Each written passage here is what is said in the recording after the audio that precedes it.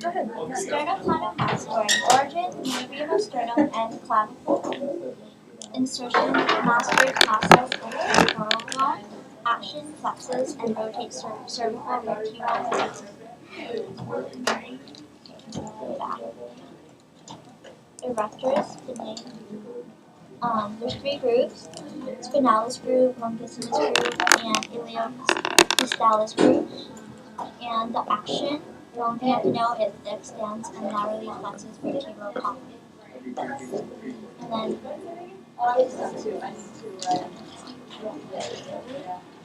it's not in order.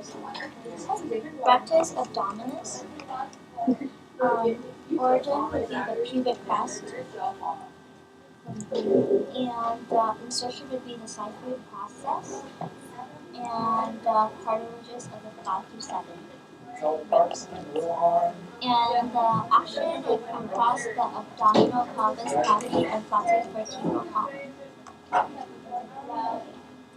This 108 is the external obliques. Origin would be the inferior 8 ribs. Insertion would be the linea alba and the anterior iliacus. And the action, it compresses the abdominal pelvis, flexes and rotates vertebral column. Internal obliques would be 107. Origin would be the inguinal ligament inside iliac crest. The thoracodorsal fascia. Insertion would be the linea alba and the pubic crest and the lower ribs. The action, it compresses the abdominal pelvis cavity, flexes and rotates vertebral column. External intercostals would be number 20. And the origin is inferior border of the rib. And insertion would be the superior border of the next inferior rib. And it elevates the ribs. Internal intercostals is number 21. The origin is the superior border of the rib. And the insertion is the inferior border of the next superior rib. And it depresses the ribs. Take this out. This is the diaphragm. Imagine. The action, it depresses the ribs, expands thoracic cavity for breathing. Transversus abdominis, right here. Origin would be the inguinal ligament, iliac crest, the cartilages of lower ribs, those cartilages around here. And then the insertion would be the linea alba and the pubic crest. And the action is it compresses the abdominal pelvis cavity. And that's about it. You can do the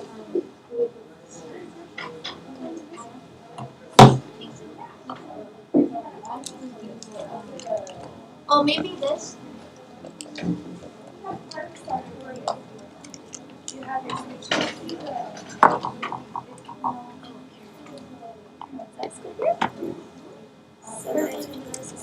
What muscle is this again?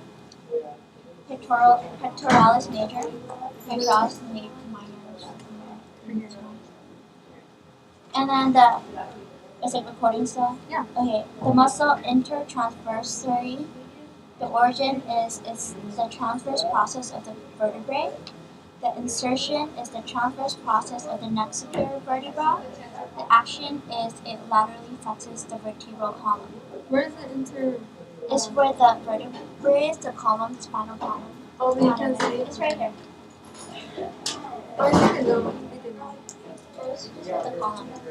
And their interspinalis would be, the origin would be the superior surface of the spinous process, as the thing that's sticking out.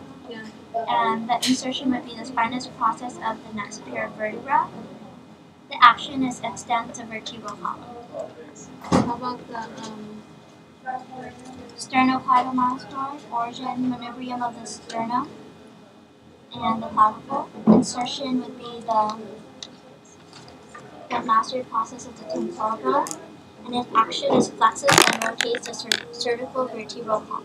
We can do the back. I don't know how it's traverse. Oh, the Trapezius. trapezius. Trapezius. This is trapezius. Rhomboid minor, rhomboid major.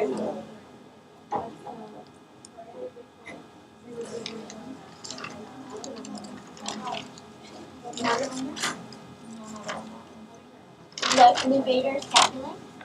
And this actually Levator scapulae, it elevates the scapula.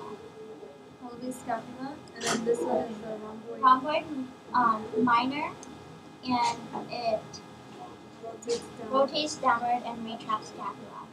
Rhomboid major, it also does the same thing. It rotates downward and retracts scapula. And then levator. We just did that one.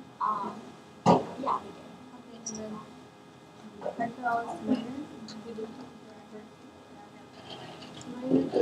Pectoralis minor, it depresses, protracts, and rotates scapula downward. Here, one more. Serratus anterior 17, and it protracts and rotates scapula upwards. This is the latissimus dorsi. Latissimus dorsi, and it extends, adducts, and medially rotates arm. And what's this one? And we're gonna go now because we have to close.